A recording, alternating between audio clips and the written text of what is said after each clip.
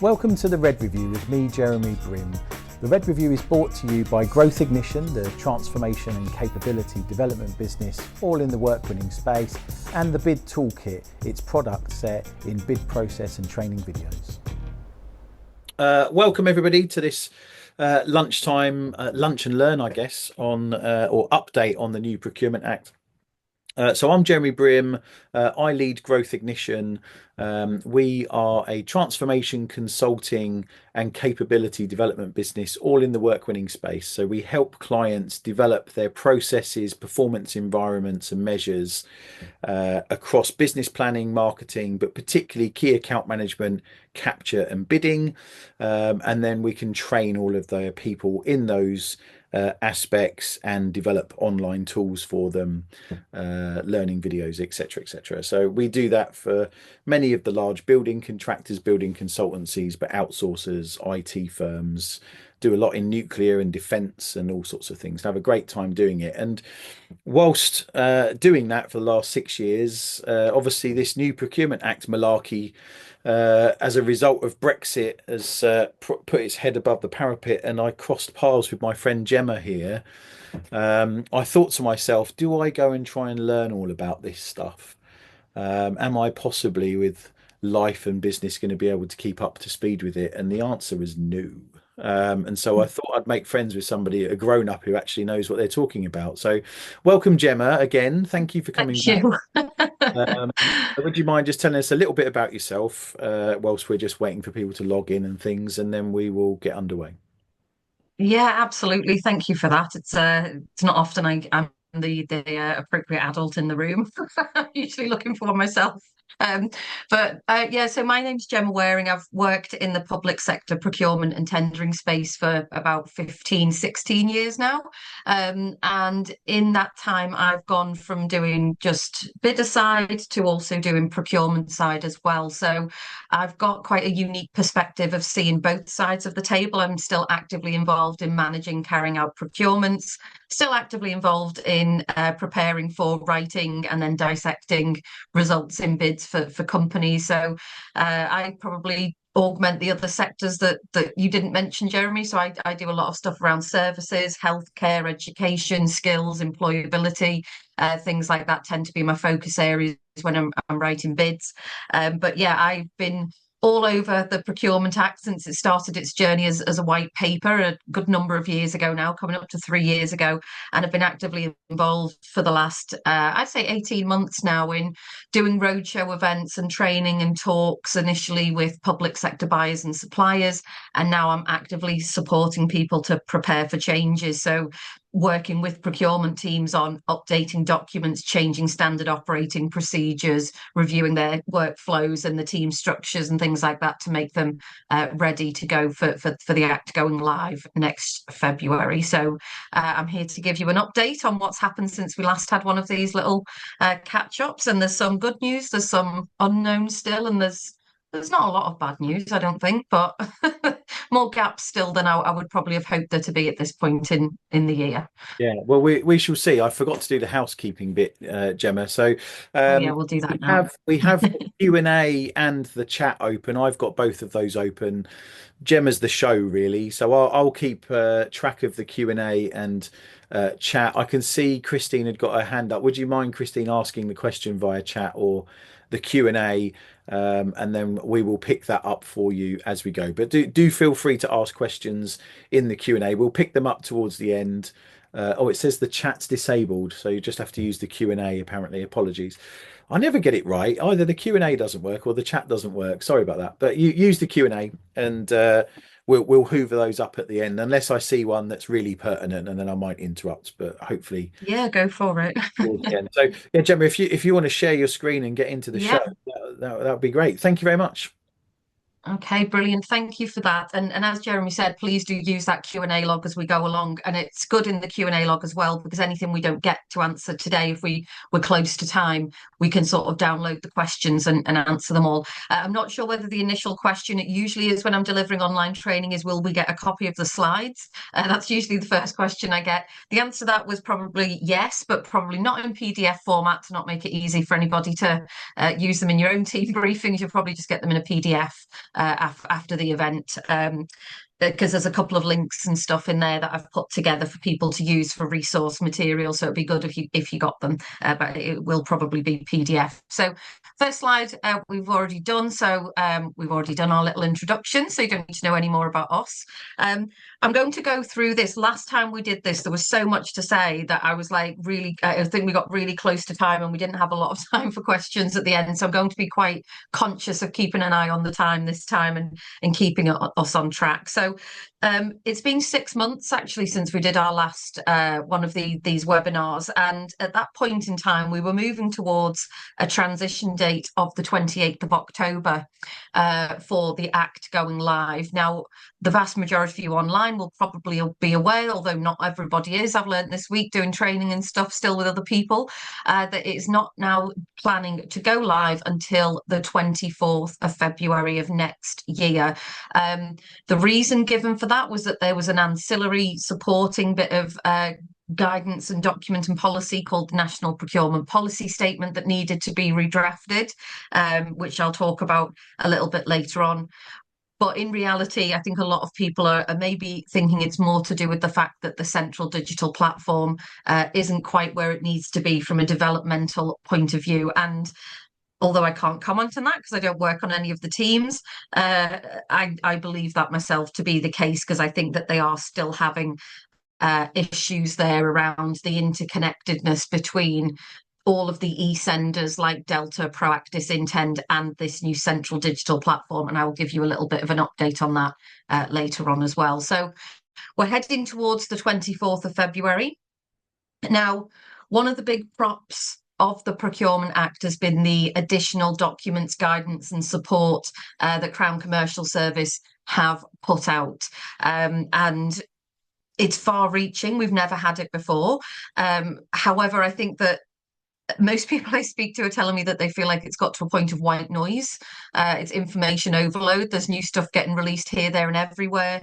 You either catch some of it or you don't. A lot of people will see a bit of guidance, print it off, or bookmark it, or leave a tab open and want to get round to reading it, but you never get to. It's the same with emails you get in your inbox. And you think, oh, I'd like to look at that, and then you never actually have time to do it. So there was this plan to roll out this huge amount of guidance and documentation, although primarily focused on the buyer community. So very, very little promised or expected for us suppliers. I'm talking about my supplier hat on today.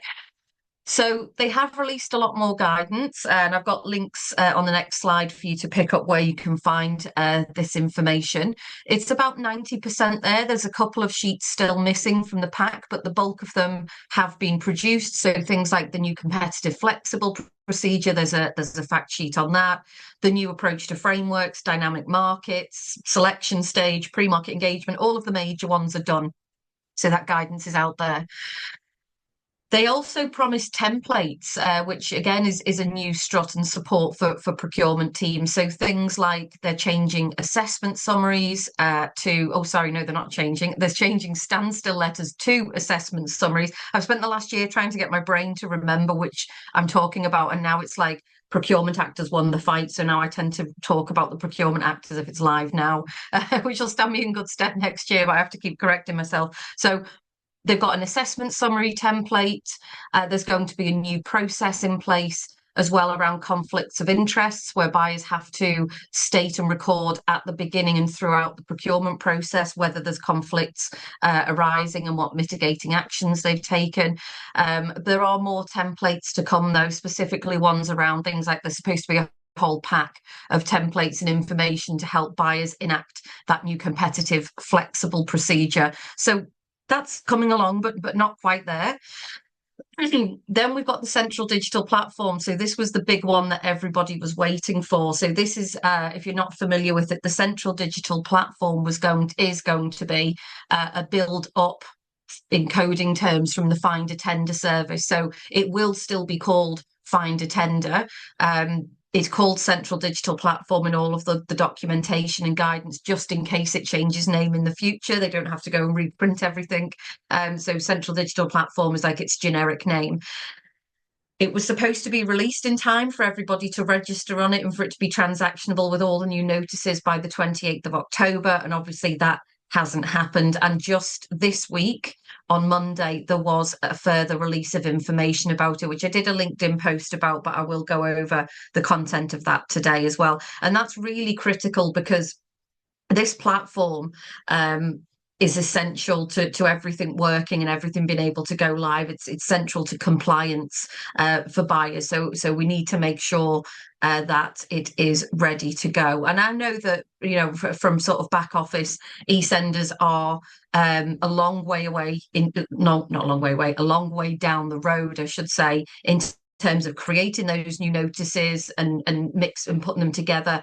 I think it's the crossover point, and then they get so far down, and then someone will challenge and say, well, that notice should have that in, and that only gives you those options, and that option's missing, and then it all has to be redone, and everyone's got to recode it. So it's been a much more complex process than I think that they ever anticipated, and people are already starting to ask questions about whether the 24th of February will get pushed back even further due to this, given that we're just about to enter crazy season, and not for us bidders, we in terms of like we're working usually, but it's holiday period, then we get back, it's January.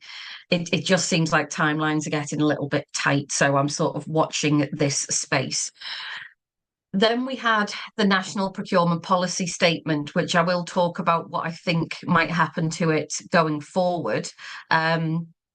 But that National Procurement Policy Statement was initially issued. However, when there was the change in government and the Labour Party took power, they decided to pull that National Procurement Policy Statement, and they want to reissue it with more of a Labour policy-driven focus. So we'll look at that a little bit later on. So a couple of areas you can see we're nearing completion there, but a couple of them still seem a bit of a way off, and there's no time frames again when we have no exact date for when the platform will be ready. We've got no exact date for when that procurement policy statement will be reissued, so we're still a little bit of flux. And the problem with that is, public sector suppliers tend to just we're very flexible and very pragmatic. We'll just deal with whatever is presented to us.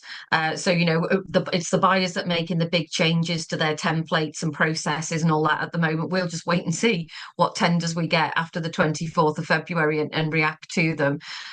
But it's very hard for them to change when they don't feel like they've got the full picture. A lot of them kind of know what they're supposed to do, but then they're thinking, well, I can't go and design a competitive flexible procedure because I want to wait and see this template pack that's due out, and we want to register on the platform, but we can't do that yet because we don't know what it looks like, and we don't know who needs to be involved in that in terms of the team and the resource and who's going to have access rights. So it's all just still in a little bit of a no man's land at the moment in terms of making it all work.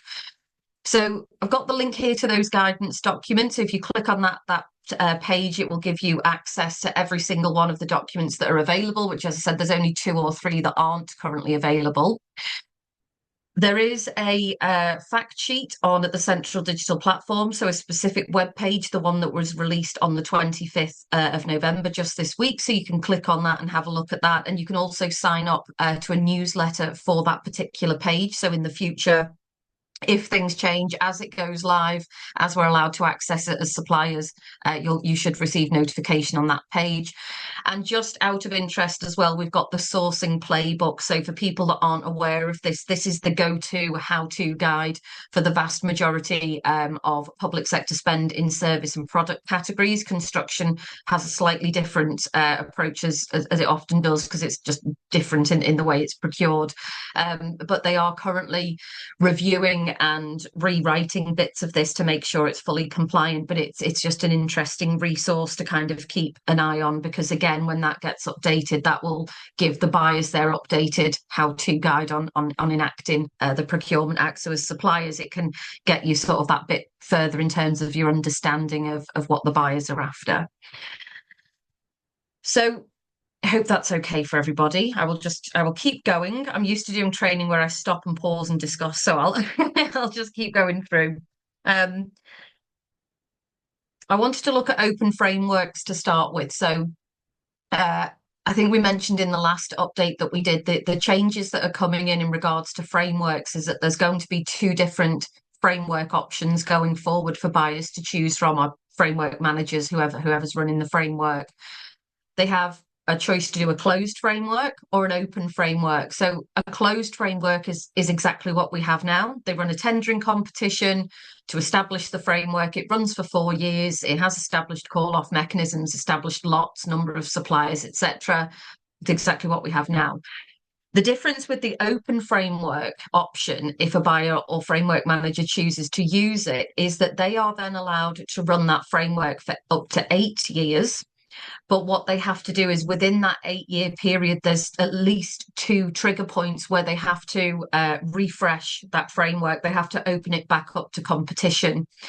And this is one of the areas with the Procurement Act where the devil sort of was in the detail, and it was kind of, how does that work? What does that look like then? How do you reopen it to competition? And how do we still follow the ethos and the requirements of procurement legislation and make that happen?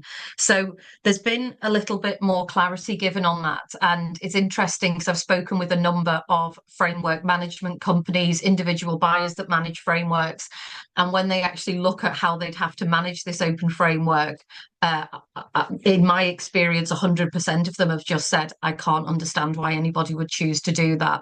So it's a bit of an area where there's been an idea formed, but when you actually take it all the way through to fruition, it doesn't quite make sense in practice, in my opinion. And so we'll see what people think of it. So it's still established initially via a competitive tendering process. So under the new regs, they can do the open or competitive flexible procedure to establish it. You will also get your call-off mechanisms established there, can be broken down into lots, etc. It's got those that 8 years, but opening it a couple of times, sorry, during those 8 years.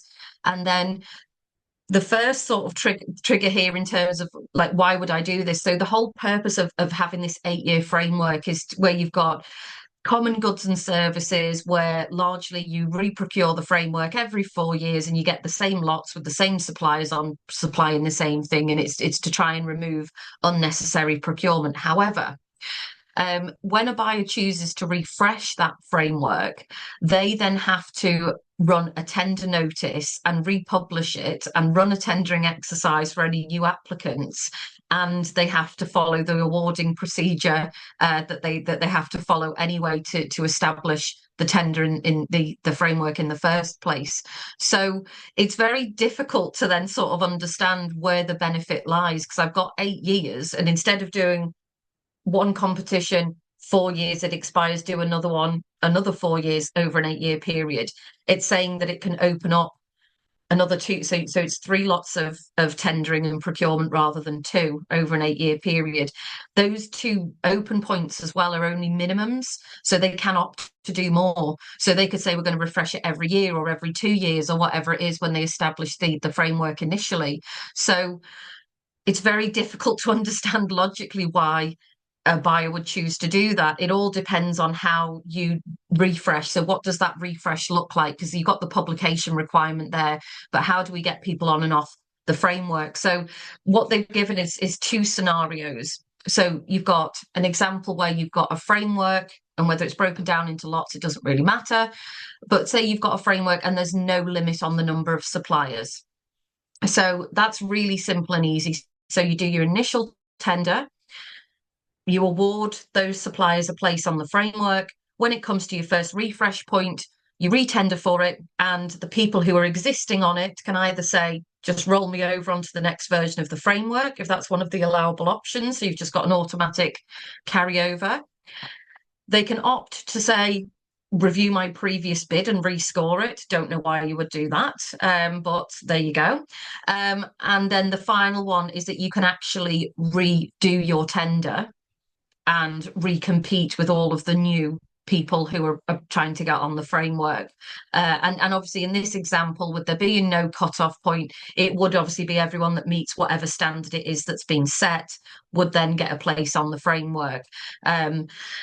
So that's, in that instance, what the buyer's hoping is that everybody that's already on it will say, yeah, just roll me over onto the next one. And then anybody, they just have to, make there's a couple of new bids that they have to evaluate to see whether those people get on. However, if this was 3 years, or say at that secondary point in the framework, say it's sort of year 6 or year 7, you may well want to redo your bid. You might want to, depending on what pricing you've put in, or depending on what the questions have been asked, or what you've updated in your business, or what you've changed in your solution or your business approach, you might want to redo your tender. And I actually did a webinar with 30 different companies on, and I did a poll and said, in this instance, would you ever just roll over or just say, take my past tender? And I think it was 93% of people on the webinar said, absolutely not. I would always rebid and update my offer and update what information I've put in. So I think it's maybe a bit naive on behalf of whoever's thought this idea up, that a lot of bidders would just go, yeah, it's fine, just take my old bid. I don't really care about writing a new one. The complication with the open frameworks comes then, not that that's not complicated already. I'm just going to try and open a curtain. I shut them over because I got winter sun come in and it was blinding me, and now it's gone, and I look like I'm sat in the dark. The complication comes when you do limit the number of suppliers. So it's a framework that's initially established, and say there's a maximum number of three suppliers on each lot. When the buyer then goes to refresh the framework, if all three providers want to stay on, where do we go then? So what has to happen then? Well, the guidance that's been given is that there's only the bottom two options. So if you're one of those existing three suppliers, you can either roll the dice and say, just use my last tender score. So use my initial tender and just take the scores from that. And then they will review any and evaluate any of the new bids coming in, or you can retender. And again, if it's a limited number of participants, there's new people putting in brand new bids. I don't know a lot of bid teams that would just not bother to update or refresh or redo their tender in that instance, because in that instance, obviously, there's significant room there for you to potentially lose your place on the framework. And this is the example that's being given. So you can see here, basically within the initial version of the framework, I'll just call this on because I'm going to talk through, but you'll get this as an example. First iteration of the framework, you can see there's supplier A, B, and C all won the places on it. Great. When it goes to do its refresh point, there's two new suppliers entered the bidding pool, suppliers D and E. Now, in this example, supplier A said, you know what, we're 85%, we're well ahead of everybody else, just take our pass score. They didn't bother redoing their bid, so they've kept their place. Suppliers B and C decided to refresh their bids to retender, and as you can see there, supplier B increased their score a bit, supplier C decreased their score a bit. That then means that supplier D in this example leapfrogs over supplier C and gets that third spot on the framework. So that's how they think it will work in practice. And there are benefits to it because it keeps the framework fresh. It allows new people in. I just don't think that if that would be useful, I guess, if it was like a 10-year or a 15-year framework, something like that. But for this to have to happen twice within 8 years, effectively, you're going to end up as a procurement person running 3 procurements in 8 years instead of 2.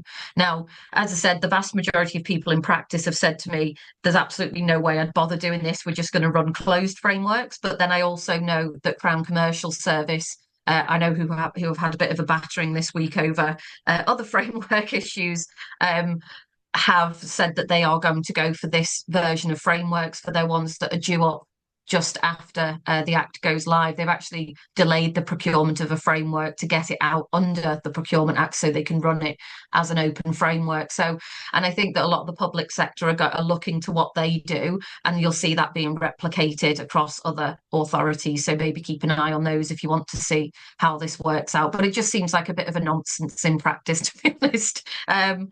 But again, that's my personal opinion, and it's been echoed by a few colleagues as well. Gemma, so that's open frameworks. Sorry, Jeremy, go on. Just a quick question. Lorna had asked, this sounds very much like a DPS, question mark, but it sort of does and sort of doesn't, does it? Because in effect, it's rolling. But Yeah. DPS is different because the clients have to send every tender to everyone, and there's no direct award opportunities. They're a bit of a different beast, DPSs, aren't they, to this? Yeah, and they're phasing out DPSs. So DPSs that are currently in play have to cease to exist by the 23rd of February 2029. So they've got a 4-year lifespan after the Act goes live, and they're going to be replaced by dynamic markets, which are essentially DPSs, where you just do the initial selection stage. You're on there, and it's a competitive tender then to sort of win business from that dynamic market once it's established. So this is still a framework because it's still the full shebang. It's still selection and award to establish it. It's just these entry points, and I can see what they've tried to do. They've tried to sort of say, well, let's try and make it a bit more. Let's not keep procuring, but trying to you basically getting 3 lots of procurement in an 8-year period rather than a 4-year period. So a lot of people are saying, what's the point in it? So I'm keen to see I what way think Crown uh, Commercial go with it and if it makes I, sense. I might know a little bit actually, Gemma, because I was in Parliament yesterday. I know, I saw that. MPs and things. So the mood music was so you might have noticed that Crown Commercial Services have released Management Consulting 4, which I've gone on Yeah. the warpath a bit about because they've done a whole host of stuff that they didn't warn anyone about. But they didn't tell them it was coming. It was 3 months late, and then didn't tell anyone it was out. And there's a whole, yeah, they've suddenly asked for evidence within your 2,000 Mm. per component and things. But the main one of the big commercial issues with it is that it's come out as a 2-year framework, not a 4-year framework. And it's because the government haven't fully settled on what they want from these things. And so I suspect the Yeah. move towards these open frameworks is because as the new industrial strategy and the spending review comes around in the spring, that might change the direction of travel on some things. So Okay. I That's think interesting. it's about CCS and generally government being needing to be more fleet of foot as they try and deal with Mm. the extreme lack of money knocking about and still massive. Yeah, So I think it's something to do with that. definitely. It's still fresh, isn't it? The changeover of government, and do forget that sometimes, but Yeah, it's yeah, we just want to keep an eye on, see whether they work in practice, see if they take off. But I have a feeling that they might not take off that well, but you can hold me to that later. There's been additional information put out since we talked last in regards to remedies. So remedies being challenged for people that aren't familiar with the kind of the wording of it. This basically means what your right is as a supplier if the procurement has been unfair or you don't feel like it's been carried out correctly according to the rules and regulations. Um, We'll still have to go to the High Court, but what I find interesting is that in terms of what the High Court can hear challenges on, there are a few areas that it specifically says they're not allowed to investigate any claims against. First one being if a buyer is considered barriers to SMEs.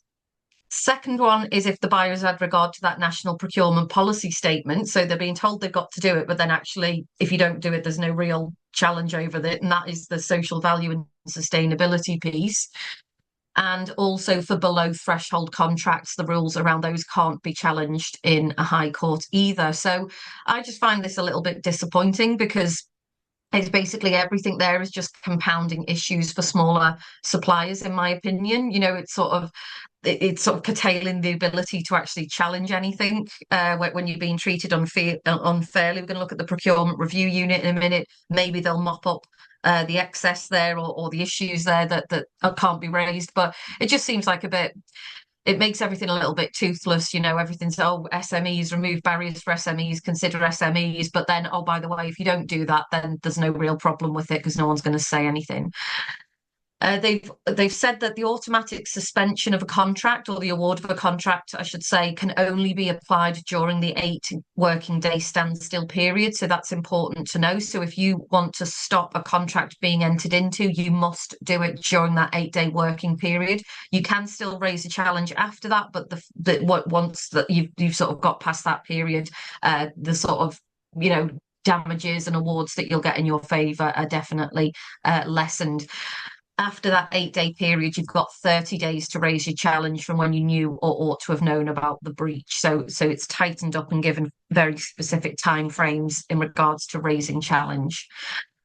Remedies, so the remedies being sort of, the measures that the High Court can put in place in if they uphold a challenge, so if they find in your favour.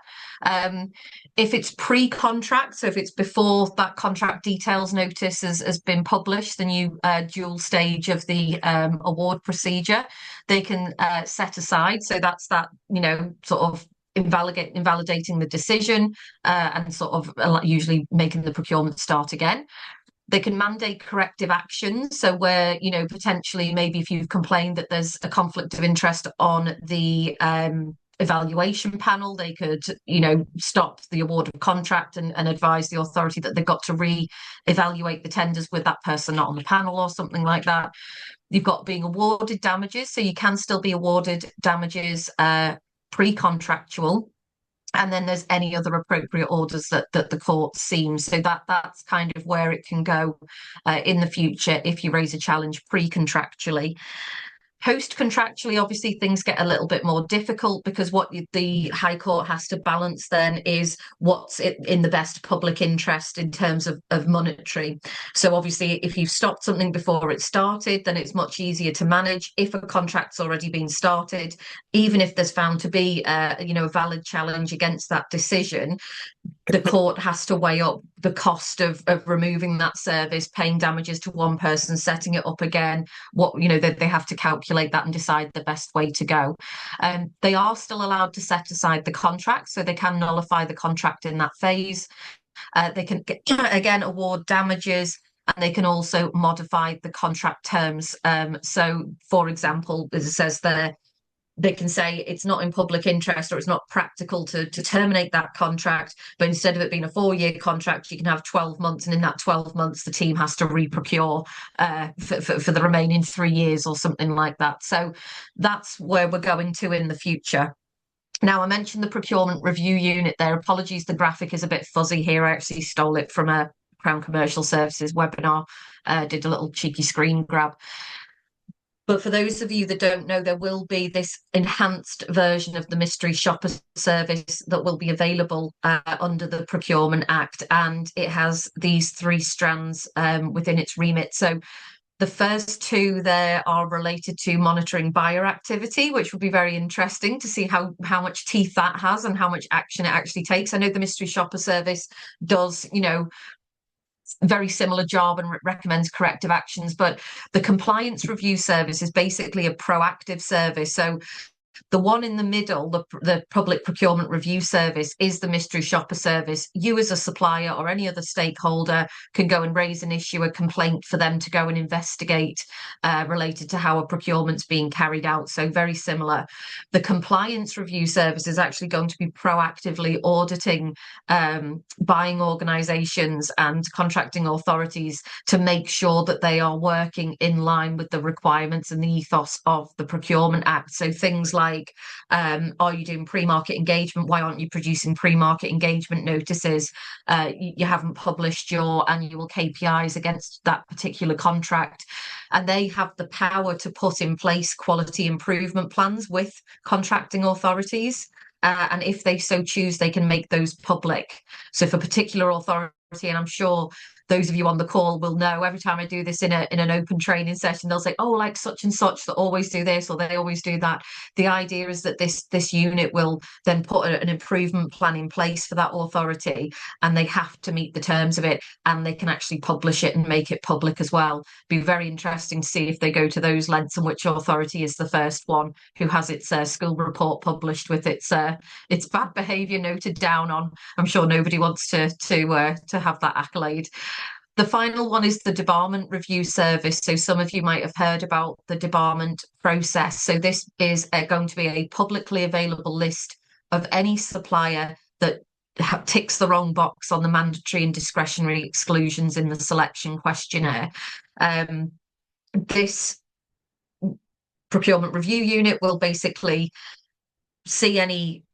So basically, the process is that the buyer sees it either through you've ticked the wrong box on the form, or say, for example, poor performance on a contract.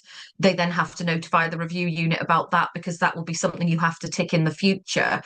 The review unit will then investigate that, and it's quite a lengthy process. It's not a case of you tick the wrong box on a form once and someone pushes a button and you go on this public list of bad suppliers. They basically do an investigation. You're allowed to make representations for yourself. You can challenge it, you can appeal it. They give you a standstill period when they notify you going to go on it. If you challenge it during that period, it withholds you going on it till they've investigated the challenge. So it's a bit of a lengthy process. And again, I've heard mixed reviews from people about how effective they think this will or won't be. We'll have to wait and see in practice. We'll have to see what happens. I don't know what that list is going to look like. They haven't said, they say there's going to be a public list of suppliers. I don't know whether that's going to be a page on the central digital platform. I don't know if you're going to have your profile tagged in some way. I've got no idea. Nobody knows yet what this is actually going to look like. So that is the procurement review unit. So you might want to keep an eye on that one as well, because that would be your first port of call. And I think the purpose of it is to try and remove the amount of things that go to court challenges and the costs associated with this. So this also potentially is a bit of an arbitration service between disgruntled suppliers and the buyer community. Now we get onto the central digital platform. So I've obviously already sort of teed this up by talking about what it is. So this is the place, the find a tender service, where every buyer will in the future have a profile with users underneath them. Every supplier will also have a profile, and notices will be tagged and coded definitely against the buyers, but I don't know whether it'll be tagged and coded against the suppliers at the moment. I think that was the original intention, but they seem to be having problems with the API on it. It was originally obviously supposed to be ready by for the 28th of October. That didn't happen. We were then told that it would be ready and you could see it by the end of this month. And, we sort of like, oh, well, we'll hedge our bets and do the 29th of November then. But obviously it hasn't turned up yet. So we're still waiting on it, but they did release that additional information, which I've given you a link to in one of the earlier slides. So what do we know about it? What have they actually confirmed about it? Firstly, buyers will be able to register on it from late January. Now, considering every buyer has to be registered on it correctly by the 24th of February in order to do any business, so they can't publish any notices like contract notices, award notices, anything if they've not got a registration on this platform. They're not going to even be allowed to log in and try to get on it till late January, which I think for most people, the initial alarm bells there. You've got the whole of the public sector needing to register on it. What if there's issues with it? What if they need to redo stuff on it? It doesn't seem like an awful lot of time to me to get that on. Compounding that, for us mere suppliers, exact quote from the guidance, there is no hurry to get suppliers registered.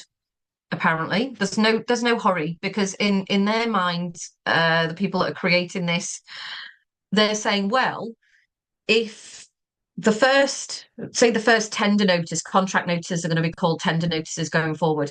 If the first tender notice isn't published until the 24th of February or the 25th of February, and that's like a month or 6 weeks, then the first suppliers that we need to allocate work to, because you have to be registered on it, so you cannot be awarded a public sector contract after the 24th of February unless you're registered as a supplier on this system. And they're just thinking, well, the suppliers that are interested in that one have got 6 weeks to log on. I don't think they've got any comprehension that as soon as it goes live, the vast majority of responsible suppliers are going to want to go and log on and register on it and get a profile sorted on it. But it just seems to be this very blasé approach to just like, yeah, suppliers can just sign up as they go. When they've got a tender they want to apply for, or when they want to look for a tender, or they can just apply as they go. It's not a big deal. I think it's hugely naive, and I think it's going to it'll be like trying to get Oasis tickets all over again. We'll all just be sat there with computers crashing and things loading for decades, just hoping we get to the end of something without it cashing us out or losing our place in the queue or whatever it is.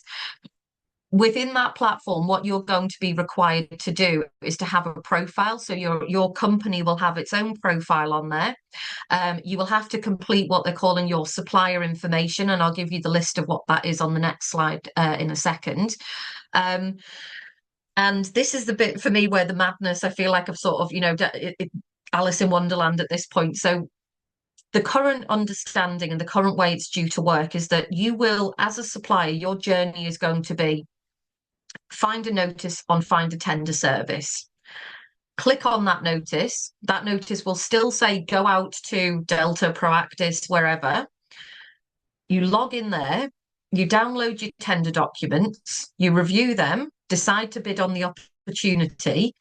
Then, when you need to upload your bid, you have to go back into the central digital platform and generate a unique code, give that code to whichever e-sender you're using, and that will then let it pull your supplier information across from that system, the new central digital platform, into the procurement platform you're using where you're actually uploading your tender documents.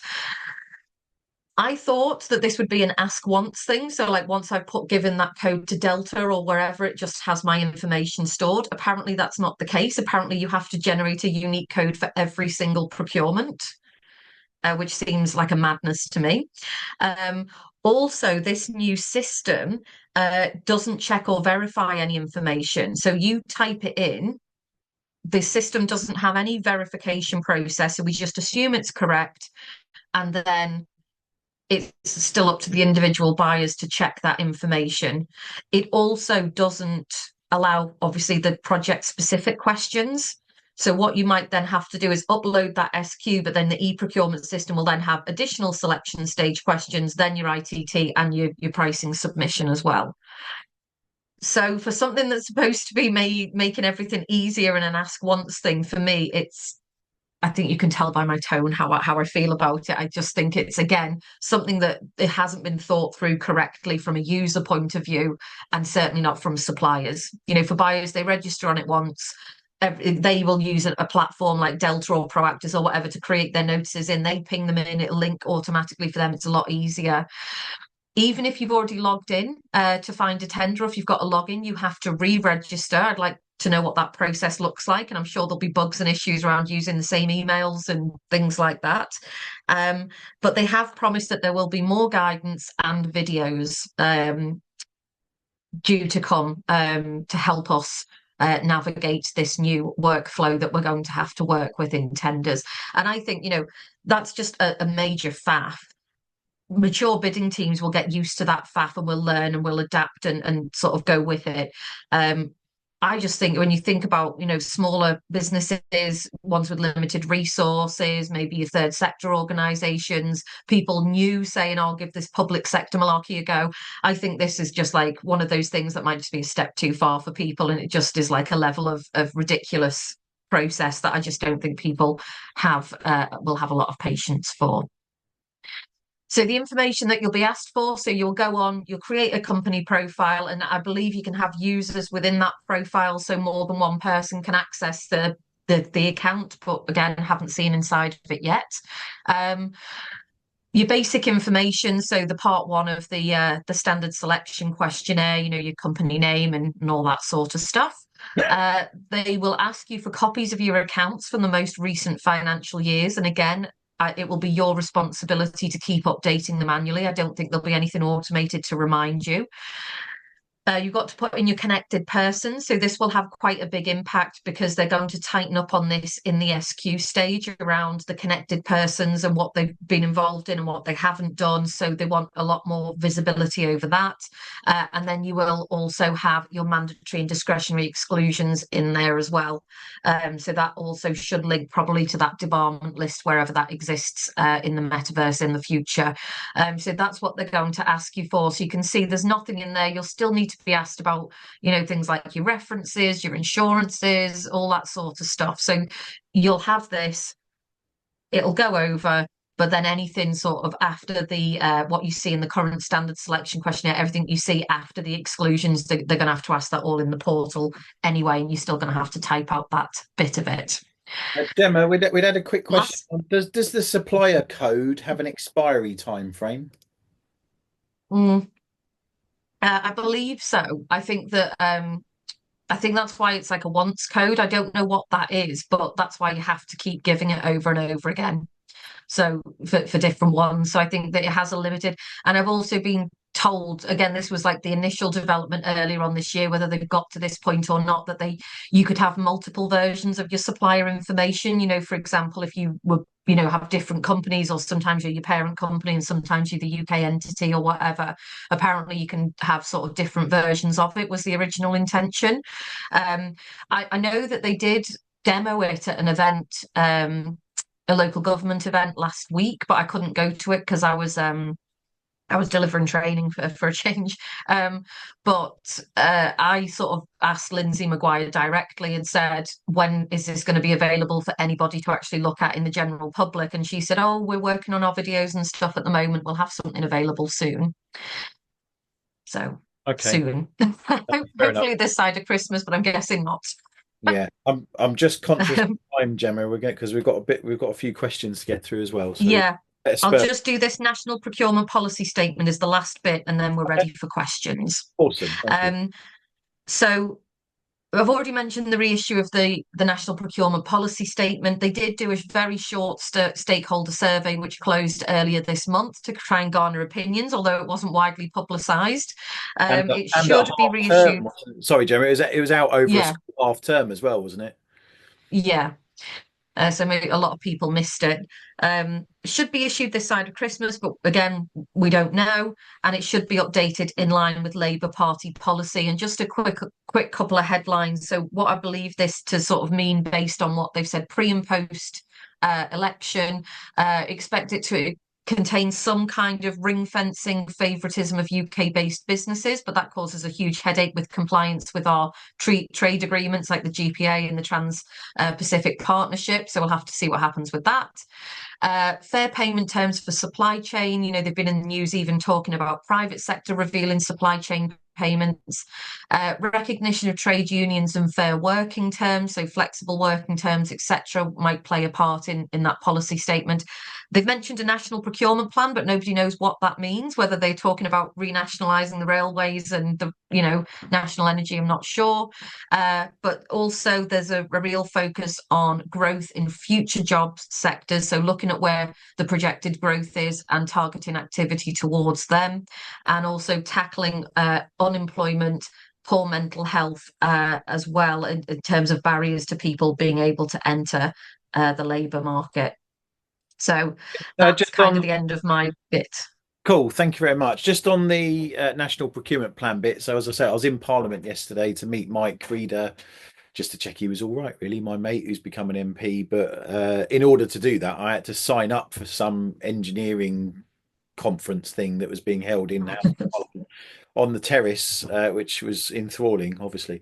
But there was a talk by a guy called John Loveday, who's one of the directors at the IPA, the big projects sort of government hub that are overseeing all of the big nuclear projects, HS2, prisons, and all of that stuff. And he mentioned there's kind of a waterfall effect. So you've got a lot of people thought when the budget happened, we would suddenly know lots of things about funding and what was going to happen into the future. In reality, there's very little detail really in the budget, so it doesn't really tell you what's going to happen with National Hospital Programme and things like that.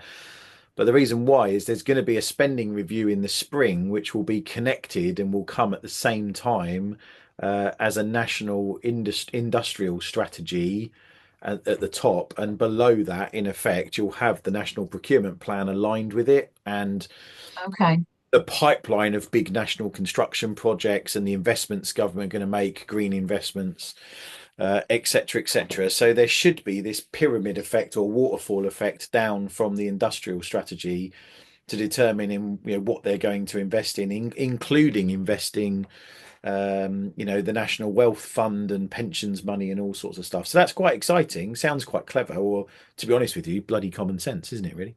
Um, Just, yeah, actually uh, joining things up in a line instead of doing them ad hoc well, it'd randomly. just be nice to have a plan, wouldn't it? What the country's meant to be doing. So Yeah.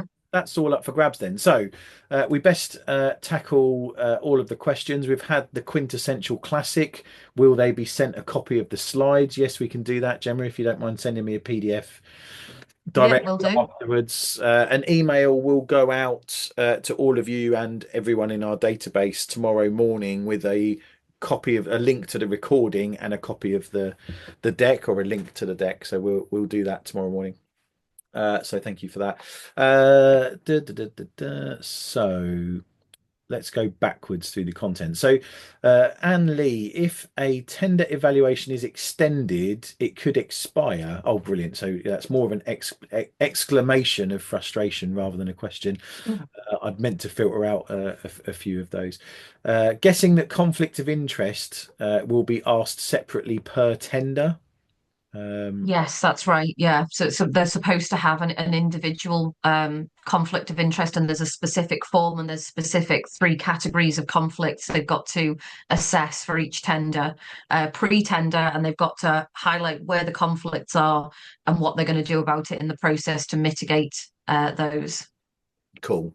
Anne has also asked the disbarment list, the naughty list, will that start off Yeah. blank and then it will build, or is it going to start pre-populated with people who are already on the naughty step? No, I believe everything is forward. So like that they've said that obviously the purpose of doing all the new notices and stuff as well as and this was to gain more strategic data on spend. That's why they're being quite tight over making sure everything at least gets a contract details notice so they've got a better picture of spend.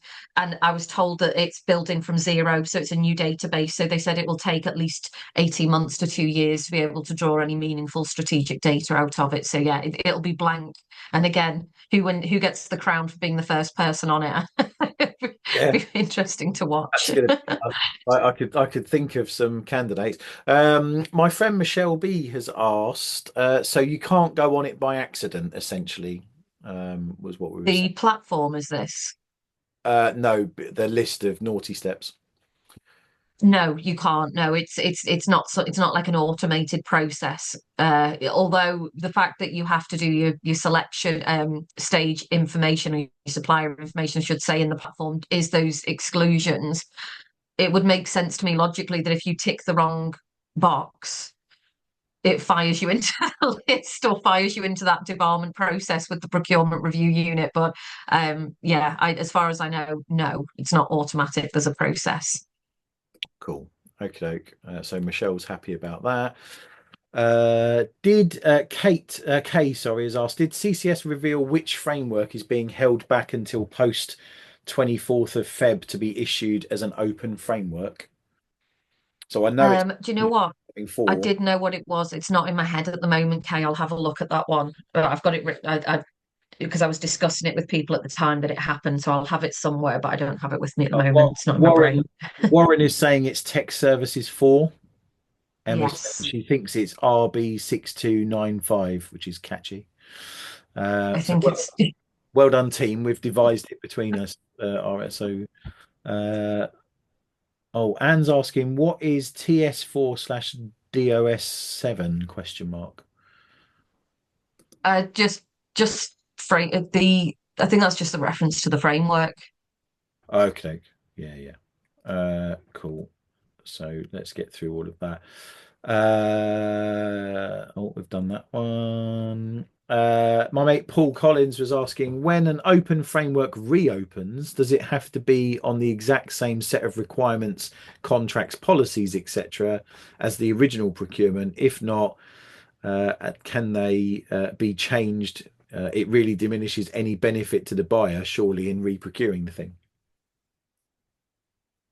Yeah, so no, they're not allowed to change it. Basically, it has to stay largely on the same terms, unless there was a new requirement. Like say they've updated the standard selection questionnaire in the in between, or there's a new mandatory requirement, they can add those in, but it largely has to stay the same.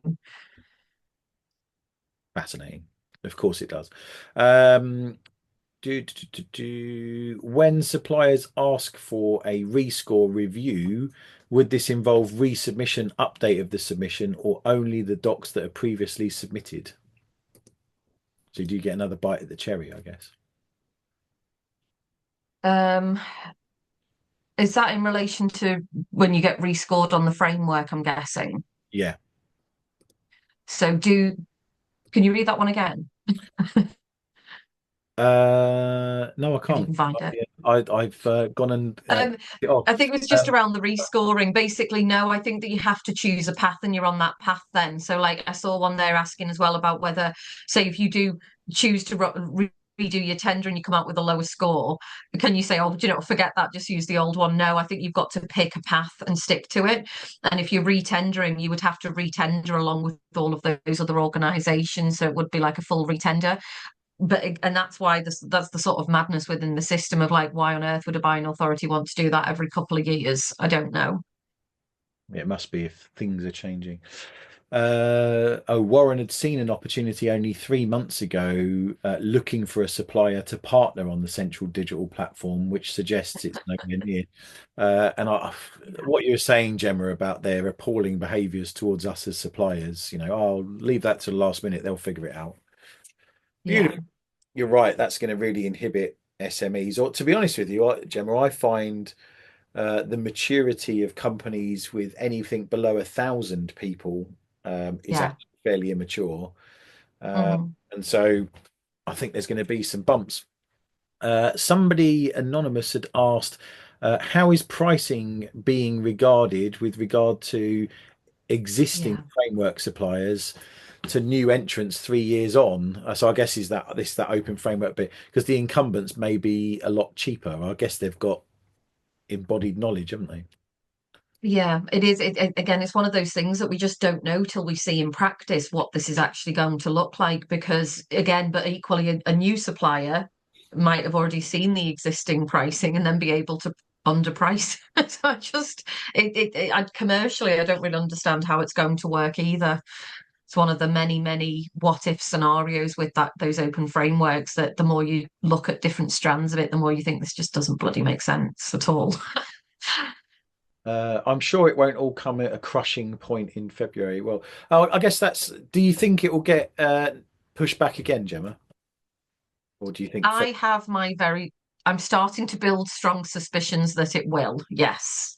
I think that, and I'm wondering what excuse they're going to pull out the bag because last time they said it was because of that national procurement policy statement, which didn't make any sense because the whole purpose of it was that it was a standalone thing. I feel like unless they have a lot of magic elves that like working overtime over Christmas, um, then I think that we might see a further delay. But I might be wrong, but I'm starting to hear more and more whispers that we might see it start to get delayed again. Yeah. Interesting. And what do clients think about this? Local authorities, health authorities, central government. What are the vibes you're getting from procurement friends? They feel overwhelmed and exasperated, and it's like I said, it's almost like white noise, too much information. That they're sort of being fed things, drip fed things. They've done the training. They don't feel like the training it's just basically made them learn the facts again. It hasn't helped them know what to change in practice. A lot of them are saying, well, we get halfway to doing something and then we realize we can't do that because we still don't know this. And they want to communicate and fix and change things and be ready. But a lot of them are saying, like, either they're looking for as many ways as possible to keep doing business as usual within the regs, or they're just sort of saying that they're finding it very difficult to move forward meaningfully with it.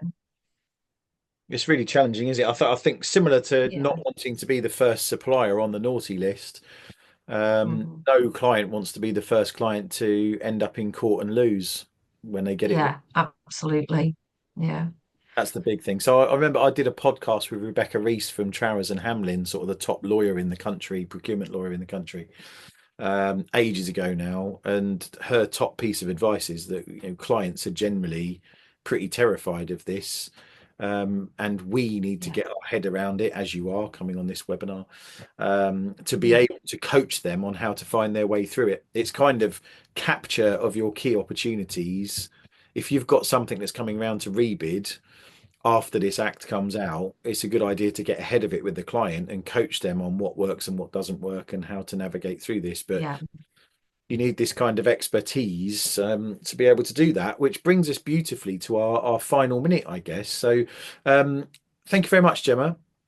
Thank you. In Thanks depth. everyone for your questions. No, thank you for the question. So we've not quite made it through all of them, but I think we've done okay.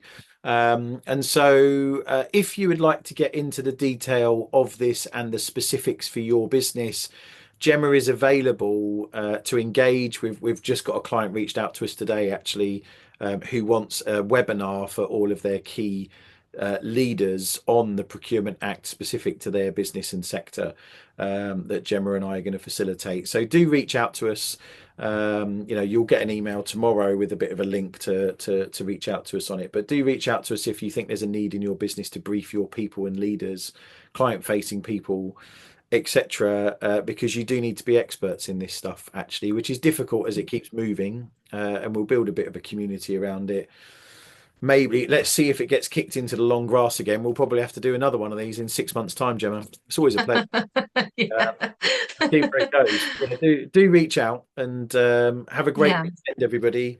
We'll see you next time. Thanks very much, Gemma. Thank you. Thank you, everybody. See you next time.